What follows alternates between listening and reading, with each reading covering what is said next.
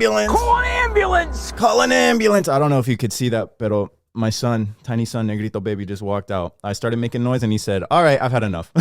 He said, it's been literally 0.5 of a second and I've had enough. And he just walked off, bro. I hope the camera caught that. But God damn. Bro, I feel like I have a stomach ulcer. I wish I was lying, bro. I'm not even kidding. This is treacherous. God, this is fucking treacherous, dog. What the fuck is happening here? I went out and got pho with my girl last night, bro. Again, you know how we do it here. I didn't mean to start the podcast like this. I really didn't, bro. But I have to get this out of the way because I think I'm dying. I think I'm dying, bro. This is foul. I went out and got pho with my girl last night, bro, at Mama Hong's. Oh my God, bro. It's the best pho I've ever had in my life. Shout out Mama Hong's. But every time I go get that pho, I make the mistake of making my broth too damn spicy, bro. Volcanic, bro. Literally the shit starts bubbling, not because it's hot, just because it's so fucking spicy. Like something's brewing, and then a bubble surfaces to the top and then pops and fucking like a big cloud pops out of it, and it's just in the shape of a skull, bro. Death, because that's how fucking spicy I make my pho, dude. And I may have fucked up. I may have gone overboard last night because I've had a stomach ache ever since.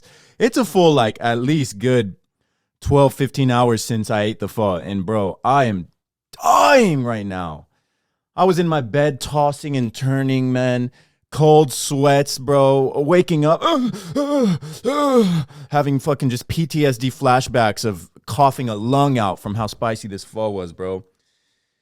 And I did do that, man. I did cough up crazy. It was funny because it was packed, bro. And it's just like, I had a sip of the broth. Because when you're eating the pho, the actual contents of the meal doesn't disturb you. It's not too hot. It's when you get to the broth. That's the ultimate trial. That's the ultimate trial. That's when you need to put on your big boy pants. And that's when you really find out how fucking hot you made your pho, bro. So I took one sip. This is fine. That meme of the fucking dog in the fire. This is fine. That was me, because I was like, it's not too hot. It's not too hot. As steam is blowing out of the side of my ears, bro. And I'm already, my forehead's turning cherry red, bro. And I'm just sweating, beads of sweat coming off my face. And I was like, this is fine. Trying to fight it, bro. And then the second sip, my body was like, no. My body went into warning. We're about to self-destruct mode. And then my body hit that, bro. It got engaged. And then it was like the sip of broth came and just fucking boom, punched my uvula, bro. Just Spartan kicked the back of my throat, and I started coughing everywhere for like 10 minutes, bro. And my girl, she's so, ay, me asustaste, mijo. Look, the cameo. Negrito's cameo. Vente. Wow. Welcome to the podcast, son. Wow, mira, quiere amor. But anyways, bro, it Spartan kicked the back of my throat, and I started coughing for like 10 minutes. And my girl, she's so sweet. She's like, it's okay. Get it out. Let it out. As she's drinking her broth that is completely fine. Her fucking pixie broth, because she put no spicy shit in it. Because she's smart, bro. She's smart. And so she's just eating her meal while I'm dying. I literally, before every cough, I would say, baby, I'm dying. And then the whole restaurant's looking at me like, ew. But I wish this was the first time I made that mistake, bro. The first time I ever went to Mama Hong's was in 2020, in the middle of the pandemic. It's probably like July, August that I went. I think I was sick. With COVID. And I was like, I need to get like a soup in me to feel better. Like a warm soup sounds super appetizing, you know? Let me crack open the... Sorry, that was long overdue, bro. Maybe a sparkling water will settle my stomach. Or maybe it'll just start a mosh pit in my stomach. I guess we'll never know, but we're about to find out. But anyways, the first time I went to Mama Hong's, bro, was in 2020. I literally had COVID. And obviously, it's middle of the pandemic, so everyone has to wear face masks. And everybody's super cautious because we still don't really know what COVID is. You know, it's like it's the next bubonic plague, bro. Everybody thinks it's the worst fucking thing that can happen to you, and so everybody's on high alert, on guard. And I go to this restaurant, and they bring me out my pho, and I'm sitting there alone, eating the pho. And again, I made the same mistake. I made it too damn fucking spicy, bro. Too damn hot. Volcanic level ash, bro. Ghost pepper hot, like just Reaper, bro. Reaper. I didn't even put Reaper chilies in it, but it was Reaper hot. I don't know how that happens. This science is what that is. But I made it too damn hot. And again, it's time to put on my big boy pants. We get to the broth. This is where you find out if you're chicken shit or not, bro. So I drink the broth right away. Ding, ding, ding. Boom. Fucking KO's my uvula, bro. KO's the back of my throat, bro. Clean out, unconscious. And the winner by KO, Pho. And then, bro, I start coughing up a storm. Coughing up a storm. And this is the middle of the pandemic. Just, going to town, bro. Going to town, bro. What's that little creature from Mario? I think it's that little fucking boom, that big ass brick that can stomp you, and it's like, I'm like trying to fight the urge to cough, and I'm just like, and I start coughing up a lung, bro. But you already guessed it, middle of the pandemic, the whole restaurant looks at me like, and they're just looking at me and fucking checking me out and like, ew, stop. Hey, you need to leave. You need to leave. The whole restaurant's looking at me. The server comes by, they're like, keeping their distance. They're talking to me like this, like, sir, are you okay? And I'm like, bro, I just made it too spicy. I just made it too fucking spicy. I'm sorry. I don't have COVID. Even though I did have COVID. I just made it too spicy, but we don't got to let them know that, bro. We don't got to let them know that. Damn, now that I think about it, how fucked up on me. I did have COVID. That's when I had COVID in 2020. And I went to get the soup to feel better. And I was like, I'll just eat it here real quick. I'm by myself in this little corner. And then I started coughing up a lung because it was because the shit was too spicy. But also at the same time, I did have COVID. I'm sorry, bro. I'm sorry. I really wanted to look like the good guy in that story. Like, false alarm, guys. I'm fine. I'm fine. But now that I think about it, I wasn't fine. Oh, my God. I didn't even think about that part. So, yeah, I probably was just spitballing germs everywhere, bro. Spitballing the plague on everybody. Everybody walked out of there with the fucking El 19, the 19, bro. But what are you going to do, bro? What are you going to do? That shit was 3 years ago. Can y'all believe that, bro? COVID was 3 years ago. That's insane. That's insane, bro. I don't even think we're allowed to say COVID in terms of like YouTube and like if you go to Joe Rogan's podcast, every single podcast, even if they mention COVID, every single podcast is like, oh, visit the, who's the people that we put our trust in for some reason, bro. Oh, visit the World Health Organization's website to learn real facts about COVID because this may not be yada, yada, yada. They have a warning on every fucking podcast. They're about to smack a warning on this podcast just because I said it, bro. COVID schmovid, bro, whatever. But that was 3 years ago, which is insane.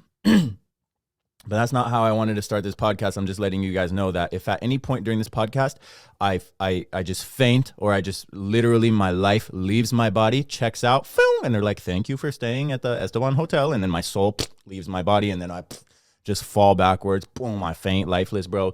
It's because I have a stomach ulcer from making my pho too spicy. Way too spicy, way too hot. Oh, you fucked up. Oh, way too hot.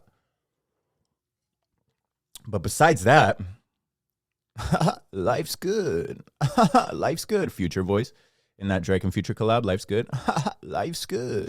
Life is good. That's how I am right now, bro. Life's good. And life's good because, oh boy, sorry if I yelled in the mic. Why? Oh my God, I just smacked him with the microphone. I'm sorry. Are you okay? Are you okay? Life's good because, bro, look at me. I have this beautiful son, this beautiful cat creature that just roams my territory all the time. I love him. Mira que cute. Oh my God, I fucking love him, bro. He's flashing everybody's butthole right now, but what a gem, this little guy. But life's good because of him, but life's also good because new music. It's on the way, baby. first release of the year is coming out next month. Next month in February 15th is the day I'm aiming for. I still have to upload it to DistroKid, the distributor, and so I could get it distributed into like streaming platforms and stuff. But this shit is a banger, bro. This shit is lights out. Sorry if you heard me burp, bro. This sparkling water, this carbonated water on top of the sulfuric acid pain, the what is it? The stomach ulcer pain that I'm feeling in my stomach right now. They're doing a little waltz. They're doing a waltz now, and now just, bro, there's all the juices are churning in there. Something is brewing, something foul. But new music comes out in February, bro. February 15th. And it's a banger. It's called One For Me. Like the numbers. 1 for me. And it's an electronic love ballad. That's why it comes out in February. And I wanted to release it on Valentine's Day, but that's too much, bro. That's too cliche. Like, and when I really think about it, like, everybody's gonna be like sucking tongue and fucking face on. Hey, yo, what? Everybody's gonna be making love on Valentine's Day, bro. So, do I think they would make love to this track? I think you can make love to this track, but I don't think they would choose this track out of all the tracks out there to make love to. They would probably choose like something more sensual, something more seductive, a little slower, maybe like some R&B, some old school, like, I don't know, some Michael Jackson, some Weeknd. The Weeknd has some songs that you can bump and grind to. Maybe the song Bump and Grind. Maybe people fuck to that song. Are people going to fuck to this song? I would hope so, but I don't think it would be their first choice on Valentine's Day, so I'm dropping it the day after Valentine's Day, because then people are free. They're not glued at the hip or glued at the lips or glued at the baby making apparatuses, and so they have time to listen to the track, you know. So it is an electronic love ballad, and it comes out the day after Valentine's Day, and it's a collaboration, bro. It's a collaboration with my boy Leland. His name is Alan, but his artist name is Leland, and this dude is a fucking wizard. Emphasis on the wizard, bro. Like, I've never met anyone that can play the keys more talented than this dude. He's a music producer as well, but I had this track completely laid out and pretty much produced and done. And I took a writer's retreat to Joshua Tree. I think I spoke about this briefly on the podcast before. I took a writer's retreat to Joshua Tree, and then my buddy Alan Leland, he was one of the writers that came with us, and I played the track out for them, and he was like, bro, this could go fire with some keys. And I was like, really? He's like, yeah, let me just mess around, lay some keys on top of it, like a little lead or a top line or something. I was like, okay. And this kid fucking annihilated it. My jaw dropped, bro. I use this joke a lot, but I had to scoop my jaw off of the ground because I was like, I've never heard someone play keys that sophisticatedly, bro. What else can you do with your fingers, Leland? I'm sure your girl is very pleased. Like, straight up, like, so talented, this kid. And I was like, man, I can make music with you all day. And like, I'm super thrilled to be releasing this track with him. He's one hell of an artist. So when the song drops, be sure to show him love. I'll shout him out here too as well. Be sure to show him some love before the track comes out. But I'm going to go ahead and play it for you, so you guys get an idea. Because you know how your papa does.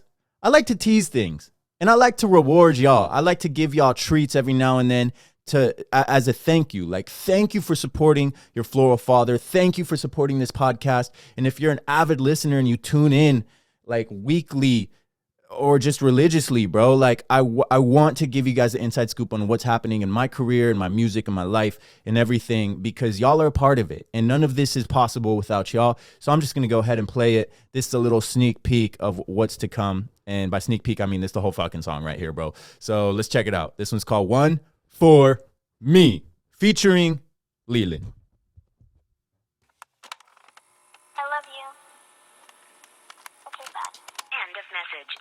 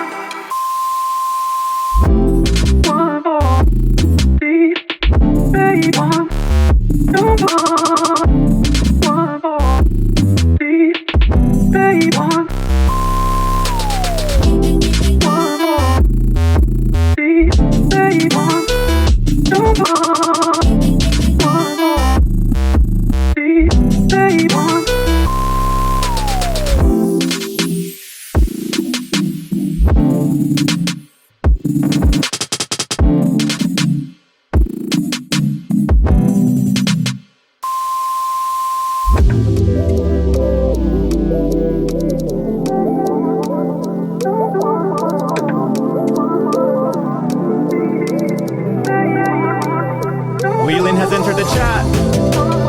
Leland has entered the chat.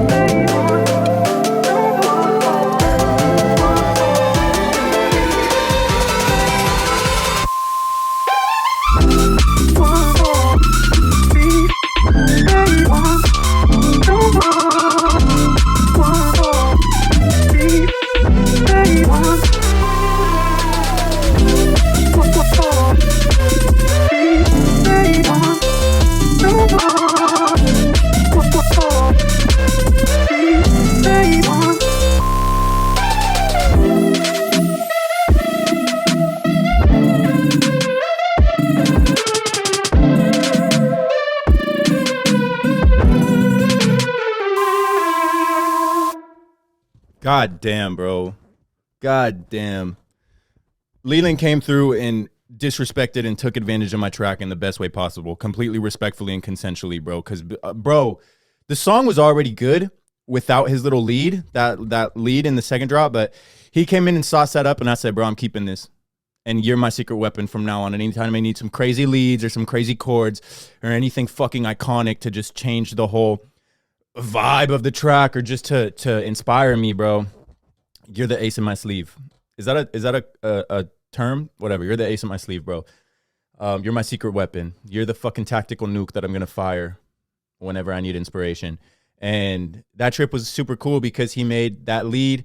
He wrote on another one of my songs that's coming out soon. I have another artist that I'm trying to collaborate with, that a vocal artist, this kid Lonray, who's really fucking talented, bro. Super R&B vibes. Kind of sounds like Chris Brown. Very talented vocalist who I want to get on that track. But we're talking, well, let's not get sidetracked. See what I did there? Tracks. Let's not get sidetracked right now. We're talking about One For Me. Leland fucking killed it. And he also made me Alan's MIDI chord pack is what I call it. It's just this big ass pack of MIDI chord progressions that he sauced up and played for me. So anytime I release a track and I'm using one of his MIDI chord progressions or melodies or anything, I'm just going to release it as a collaboration, bro, because this kid deserves it, man.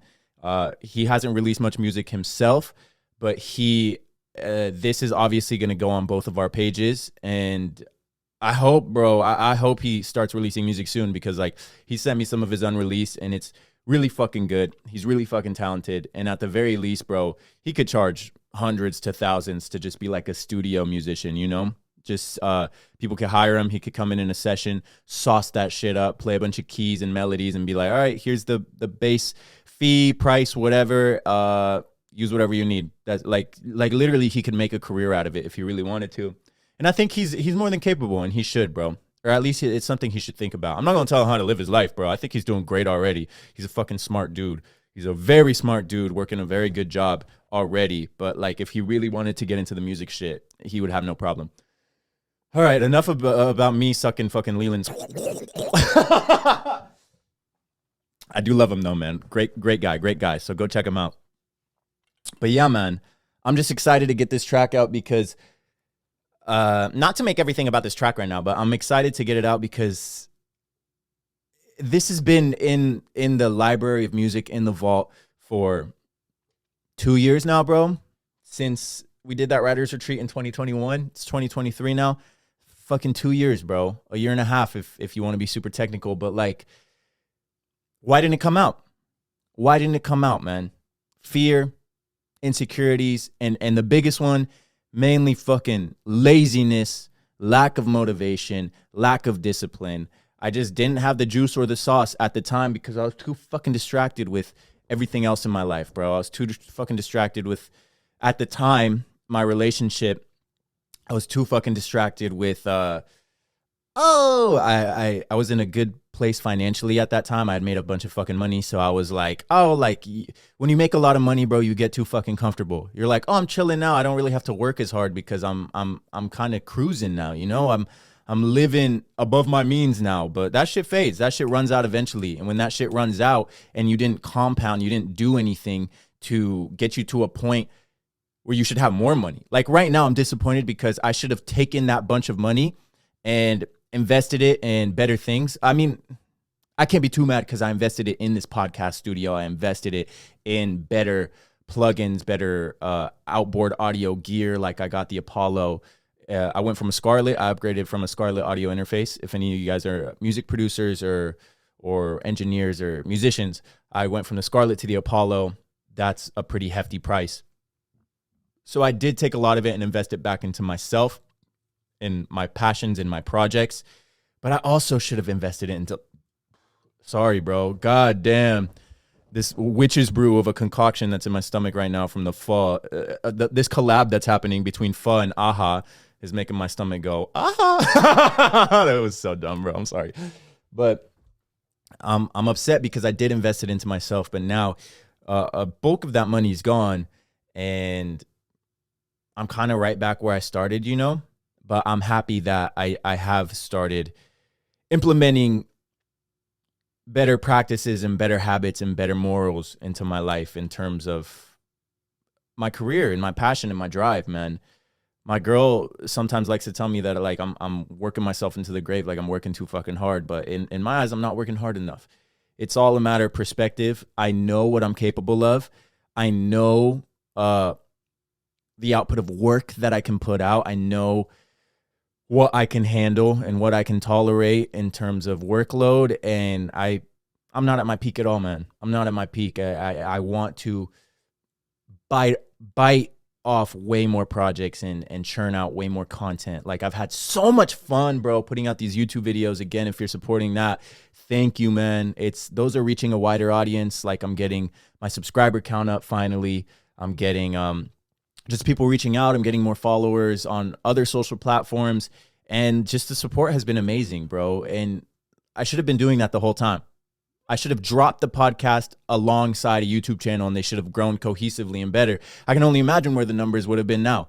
And I can only imagine where the numbers and the audience and everything would be now for my music if I would have dropped this song that I finished 2 years ago, 2 fucking years ago, bro, and kept releasing music consistently and everything.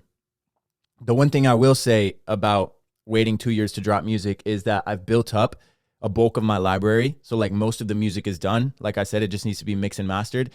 But most of the music creatively is done, you know, which is good because now it's just mix it, master, upload it, mix it, master, upload it. I don't have to be stressing like, oh, I need to release a song next month and I have to create a new fucking baby, a new musical baby, you know, it's all done. So that is one of the pros from kind of holding off is that I built a music library over time from all the stuff that I had created already. But I should have been releasing it long ago, man. I should have been releasing it like when I created it. In the music library, if I was consistent and if I was disciplined, more music would have kept coming. More music would have kept getting created. More music would have kept getting coming into fruition, you know, and then it's like I could have released that as I went along. But I'm not mad, bro. You learn from these things, and I've learned a lot from the lazy version of myself, and I'm learning a lot more from this more disciplined version of myself, and I'm learning a lot about myself just as I progress and grow along, bro. We'll get a little bit more into it. I got to hit this intermission, but I hope you guys enjoyed that track, and we got some nuggets coming up, so stay tuned. Mwah.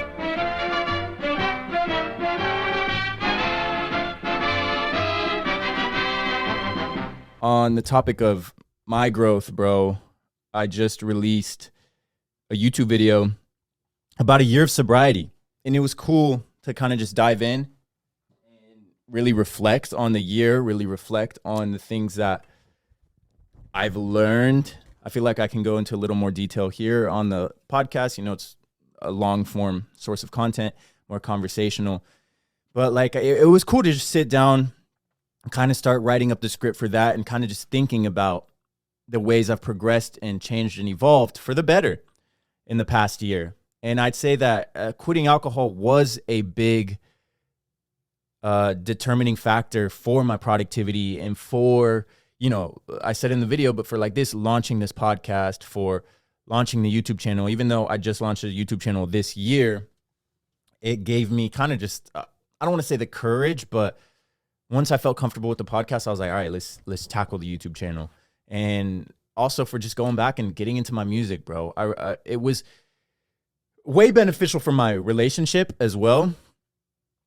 My relationship is flourishing because I'm not drinking alcohol. I'm sure if I was still drinking, we would have been in a mess of problems way, way, way long ago, and there would still be shit coming up.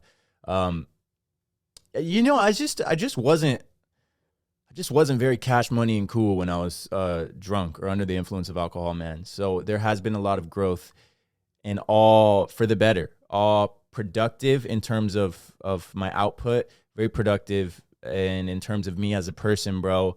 Like Drunkstaban is a relic of the past, man. Drunkstaban is a hieroglyphic now. Like Drunkstaban is in history books because now it's Esteban, your floral father, bro. Like the new, improved, and constantly evolving, constantly growing version of myself. But at least I'm happy, and this, like I said, this version can hold not only myself accountable, but just the things I surround myself with. You know, it cut out a lot of the BS. It cut out a lot of the wasted time. It cut out a lot of the wasted potential. Most importantly for me as an artist, bro, instead of being out partying and being at a show where someone's living their dream, it's like I can work towards my dream to be that person, I can work towards my dream to be, now with everything I'm biting off, I guess, an influencer, if you want to say.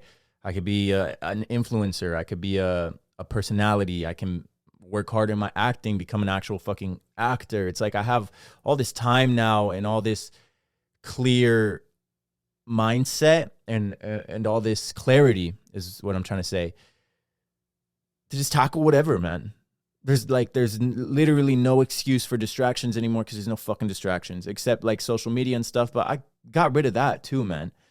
Unless I'm trying to promote the things I'm doing, it's like I'm not really on social media too much either because that's the biggest consumer of your dopamine. And with no dopamine, you're not going to get shit done, bro. Let's be honest. You're not going to get shit done and you're not going to feel motivated to get shit done. But I wanted to talk here briefly about sorry, I got the wrong one up, the wrong notes. Kind of like if it was hard to go sober. And I thought at first, at least, like when I first made the decision, like I think I'm going to cut cold turkey, I thought it would be a little hard and a little stressful. But I think the goal that I had set for myself was way more powerful than the temptation to want to drink. Like the mindset and the drive to want to be better far outweighed wanting to go out and have a drink or wanting to go to the liquor store, the grocery store to buy a bottle of 6, whatever it may be, bro. So I really thought it was going to be hard, but it was just like allocating my energy and my resources elsewhere. So instead of allocating my energy towards like, oh, I want to go get fucked up with my friends or I just want to have a drink and chill. Because a lot of the times when I would drink at home, I would be drinking and I would be playing like fucking COD Zombies, or I'd be drinking and I'd be watching like some Netflix show, or I would be drinking at home and like just like in a fucking hours long bender on YouTube or something. But now that the alcohol's gone, it's like, what am I going to invest that time into? Well, you have a whole hard drive of unfinished tracks that are pretty fucking good. One For Me, for example, pretty good track in my opinion that was just sitting there forever. Let's jump back into these tracks. You have this podcast that like you have all this time now. What, are you just not going to sit down and use all the equipment and furniture and everything? Just use this beautiful studio that I've invested into? Like, no, you have all this time, you're going to do it. Now I have more time, or at least I'm trying to make more time for YouTube. What, are you not just going to make a YouTube video? No, fucker. You're sitting around all the time. What I'm trying to say is that I spent drinking. I can now allocate those resources and that clarity, that peace of mind, the better body. I'm more physically fit and able, and I have the energy to do all this stuff. It's like it kind of, all the bad habits fell by the wayside the further and further I progressed in my sobriety journey. And now it's kind of just like everything started falling into place, bro. Like I said, my relationship is good. And I really don't think it would have been this good if I had been drinking from the start. If I was still drinking today, my relationship probably would be, I don't want to say fucked up, but there'd be much more problems than there is now because we're kind of chilling, me and my girl, you know? And I don't think I would have been as consistent or motivated or just down to even pursue everything I'm doing right now, which is crazy, man.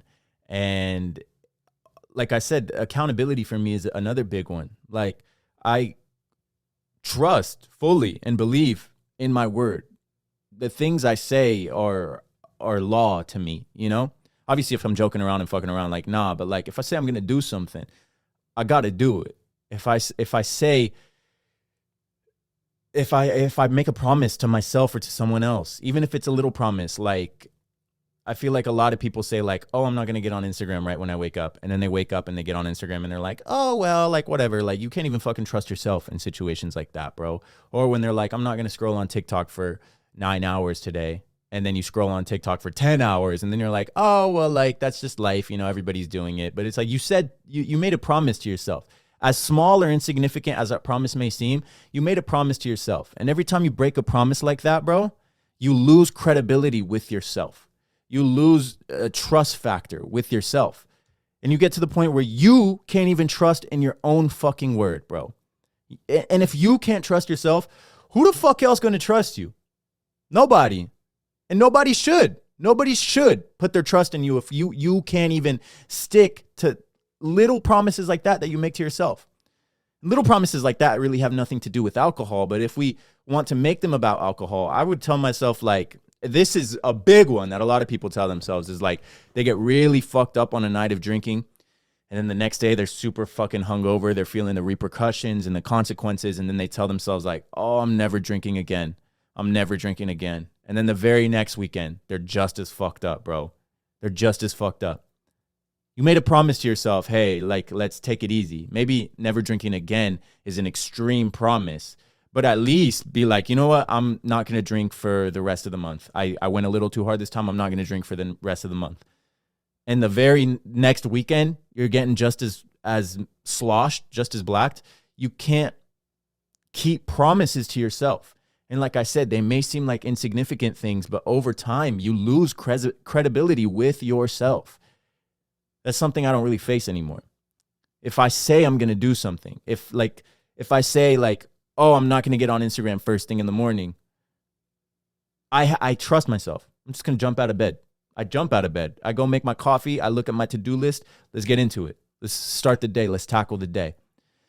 If I tell myself like, oh, like, I'm going to work on editing this video until 12, and then at 12, I'm going to go to the gym. I edit the video till 12 and then I go to the gym, bro. I don't skip the gym. I don't kind of veer off my course or my routine. Obviously, if like, say I'm really invested in the editing and I'm doing some meticulous edit, or I just kind of want to knock it out quicker, if I go past 12, I'm not going to be too mad because I'm still doing something productive that's working me towards the overall goal. And at the end of the day, all my shit's going to be crossed off my to-do list. I don't mind going off a few minutes or even like an hour, but all my goals are still going to get done because I set out to do these things and I told myself I'm going to do these things, so they get done. That's the credibility and the trust that I have in myself now. If I make a promise to my friends or my family or something, they can have more faith and trust in me now because they know like, oh, like he said that, but I don't know if he meant that. I don't know if he was fucked up when he said that. Like, there's a lot of times where I'd make a promise to a friend at a long night out drinking, and then they'd bring it up the next day or a few days later, and I'd be like, I have no idea what you're talking about. Like, I wish I knew what you were talking about right now. And they're like, oh, you don't remember? Or kind of like, this is worse, bro. When you go to like a party or an outing and somebody's like, yo, Esteban, like, what's up? Or in your case, they're like, hey, man, what's up? Hey, person, how are you doing? And then you just kind of look at them and you're like, who is this person? You're like, how the fuck do I know them, bro? And you're just like, oh, hey, what's up? And then they're like, oh, you don't remember me? And you're like, you feel like shit, but you're like, please jog my memory. Please like remind me how I know where we've met. And they're like, oh, I met you at this party, or I met you with around these people, and I met you. And then they just name a bunch of circumstances where you can think back to that time. And you were like, I was fucked up. I'm not going to remember that shit. That's happened to me so many times, especially when I go back to Vegas, bro. So many people approach me and they're like, Esteban, what's up, man? How you doing? And I'm just like, I have no idea who the fuck you are. But that's because every time I'm in Vegas, or at least prior, I was a fucking delinquent. I was a degenerate. I was on pura vagancia mode, just like straight menace mode, bro. And I was always off the fucking liquor. Ha ha! I was slizzard off the liquor, you know? So it's like my credibility goes down. My memory goes down. My promises go down. Like, just so many things go down. And I don't deal with that anymore. I quite simply don't deal with that anymore. And that's what I mean about being, like, accountable for your actions. Obviously, if I fuck up now, that's another thing. If I make a big mistake, that meme of the giant steak, the kind of sexually attractive steak. If I make a big mistake, I have to own up to it. I can't blame anything. I can't beat around the bush and try to pin it on anything. It's like, just fucking own up to your mistake. That's what I mean by being accountable off the liquor now that I'm sober. But was it hard? Nah. Over time, it got easier too. I think the only time that I kind of missed drinking or that I felt like drinking was at like big events like Coachella. The whole group I was with is drinking, and it's like, that was my first music festival going to, like, sober, you know? So it felt a little strange at first. But then I got over that quick. Or like summertime, bro, when you see all your friends are like at the beach and they're drinking, or like, I remember at HHN, bro, all my cast went to the beach one day and just got fucking sloshed at the beach. And I didn't even go. I didn't even end up going. I think I was hanging out with my girl or hanging out. I was doing something. I was honestly probably, bro, my life, as boring as it may sound to some, is so fulfilling to me right now, because I'm either at the gym or I'm at home working on something, bro. And that's how I like to do it. I got my head down and I'm grinding and I'm working. I don't want to get distracted. I don't want want anything to throw me off my course. I've been thrown off my course for 25 years now, bro. Me and Coco were having this conversation. Me and Coco have lived 1,000 lives, bro.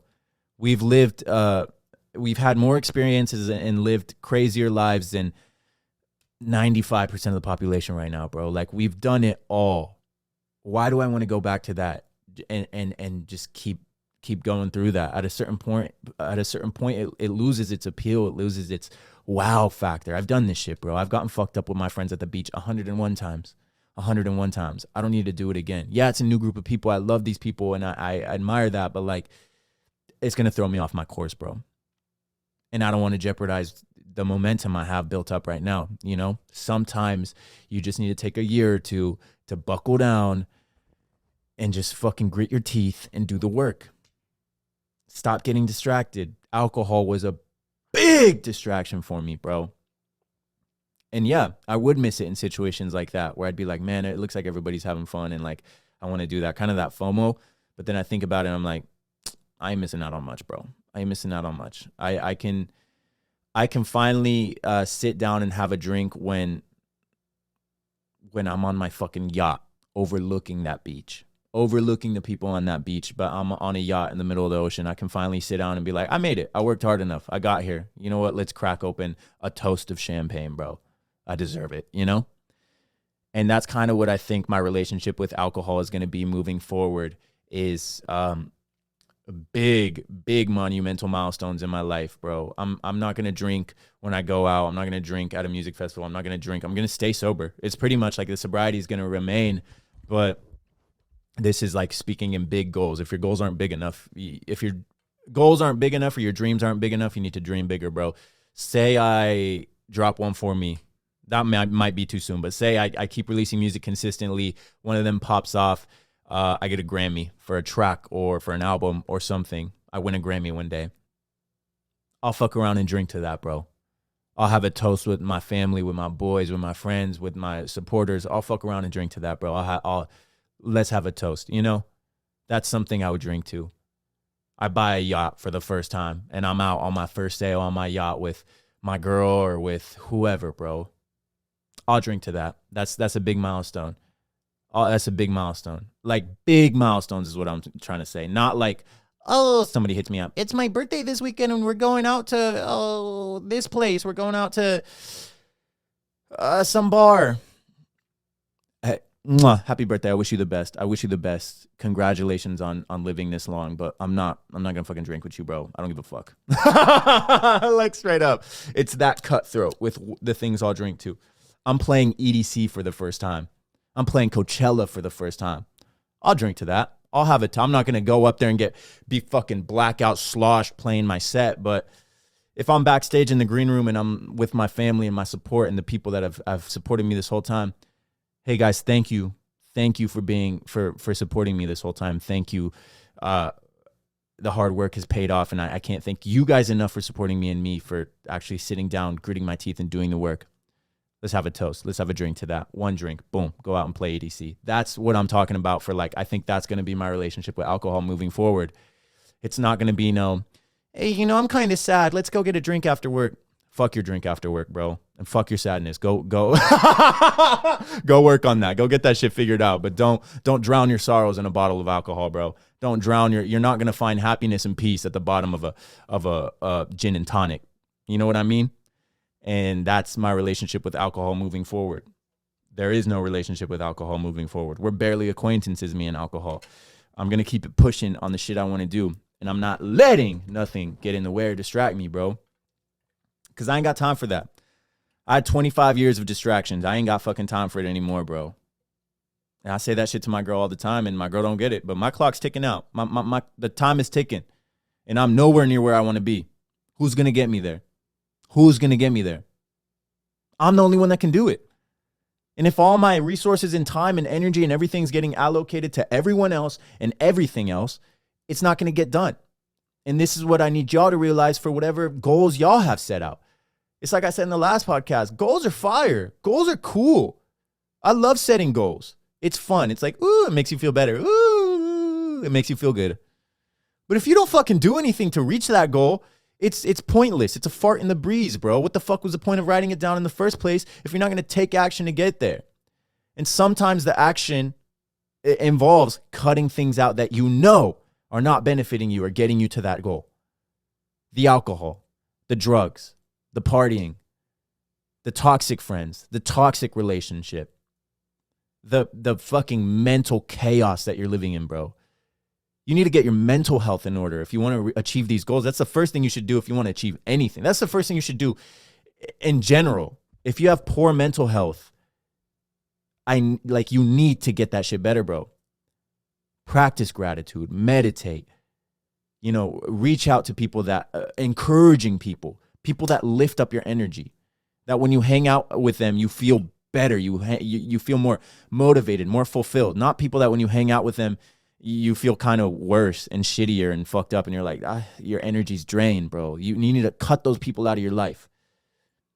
I got a small circle. I'm not with different crews, bro. Like Drake used to say back in the day. My circle is very cutthroat right now, bro. It's Coco, my girl, and my dad, my mom, my sister. I talk to them a lot, but it's Coco and my girl. Yeah, I have friends that I hang out with every now and then outside of them. But I'm not reaching out to these people for business. I'm not running my goals by these people is what I'm trying to say. My girl, I'm always talking to about my growth, and I want me to succeed. I want her to succeed. Coco, we're growing together in the gym, quite literally, physically, but also just in general, man. I want success for him. I want success for me, and we touch base on what we can do to improve, what we can do to be better. I have these accountability partners, these fucking titans of self-improvement that I'm rolling with, But everyone else, man, don't get in the way. It's that simple. And I'm using this term a lot. It's cutthroat, but it's like, if it's not going to benefit or get me closer to the life I envision, I have to put it on pause for now. My girl was like, if you work too hard, you're going to disappear. And then people are going to be wondering oh, where did Esteban go? What happened to Esteban? That's the fucking point. That's the fucking point right now, bro. I want to disappear and have people be like, what happened to that guy? And then they see me in a year or two and they're like, oh, this man's fucking shredded. This dude's fucking massive. Oh, this guy's making a lot of money now. Oh shit, this guy's very successful on YouTube. Or oh shit, this guy has a pretty big following. Where did this happen? How did this happen? And then it's that cliche thing like, oh, overnight success, bro. That's overnight success. Nah, motherfucker, you just weren't around in the 2-3 years that I was grinding to get there. You didn't see me because I was at home grinding to get there. I was putting in the work. And that's really the trajectory I'm heading now. This release, the first of many for this year, I'm super hyped. I'm super hyped to get it out. I'm already working on the next one. I'm already working on March's release. I'm already contacting the people I need to make March's release go smoothly. I'm contacting artists I want to collaborate with. I contacted DistroKid, like, hey, I'm going to be collaborating a lot with people. Can I get some more collaborations on my page? I don't want to upgrade. I need more collaborations on my page. Super cool. I've always loved DistroKid. I've always loved working with them in terms of distributors because they cater to your needs. Whatever you need, they're like, yeah, we'll make it happen. We'll make it happen. Don't worry about it. We'll make it happen. Boom. They were like, unlimited collaborations. You got it. Which is fire. Shout out DistroKid, bro. You're fucking, I love it. I love that service, man. Anytime I've had a problem and I'm like stressing it, I'm like, oh, this is going to be fucking stressful. They're like, relax. We got you. And they handled it. So I love DistroKid for that. But it's like, I'm doing the stuff I have to do to get me to the next level. And if it seems like I disappeared or it seems like I'm not reaching out or it seems like I'm going ghost, just know, yeah, I may be ghost. I'll be back soon. Don't fret. I'll be back soon. But I got to handle business. I got to work on myself. I got to get there. I got to get to the next level. When I'm at the next level, we could touch base for a little bit, hang out, catch up. After that, I'm going ghost again. Boom, getting to the next level.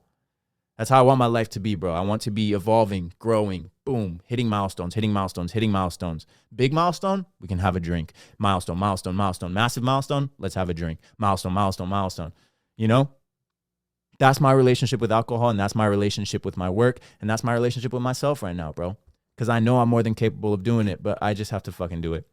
And I need you guys to realize that if that's something you have to do to get your work done, if you feel like you're very distracted or you feel like you're not reaching your goals or you're not even doing anything to get to your goals, cut the foo-foo lame shit out of your life, bro. It might seem stressful at first. I might make a YouTube video about this on how to really sit down and stop being distracted and do the work. I think a lot of it is just as simple as like, you're over consuming a lot of stimulation and dopamine, you know, porn, social media, mindless scrolling. You're invested in things that aren't benefiting you. You're not going to the gym. Maybe you drink too much. Maybe you're in a poor relationship that you know is just detrimental to your mental health. Or maybe your mental health is bad, and that's where we need to start. But there's 1,000,001 things you can be doing to get you to that next level. You just need to fucking start. You just need to start. And a big part of that could just be simply cutting out the distractions, which is what I've done. And yeah, man, I could rant about this forever because it's something I'm passionate about, bro. But like I said, the point of this podcast and this community is growth. I want us to evolve and grow and become the biggest, the baddest, and the best. Everybody here, me and you guys, my audience, my listeners, if this is your first time listening or what episode is this? Like 30 some? If this is your 30 some episode that you've tuned into, we are becoming the biggest, the baddest, and the best. But we have to hold ourselves accountable and we have to just fucking do it. Like we literally do it. Make your dreams come true. It's that simple, guys. So let's do it. Mwah. But as always, I'm sending love and positive energy your way, bro. Thank you for tuning into this podcast. Thank you for watching my YouTube content. Go well, I haven't distributed the track yet, but maybe I'll do it like in an hour and then I'll post it. I'll link it to this video. Go pre-save my upcoming release with Leland, bro. One for Me, an electronic love ballad that's going to fucking smack you in the ass seductively and you're going to like it. But let's keep it pushing, man. We are becoming the biggest, the baddest, and the best here at Frequency Studios. So I love you guys. I wish you an amazing week and I'll tune in with you guys in the next one. Goodbye.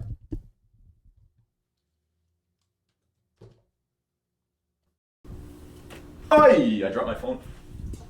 Thank God I got carpet, am I right?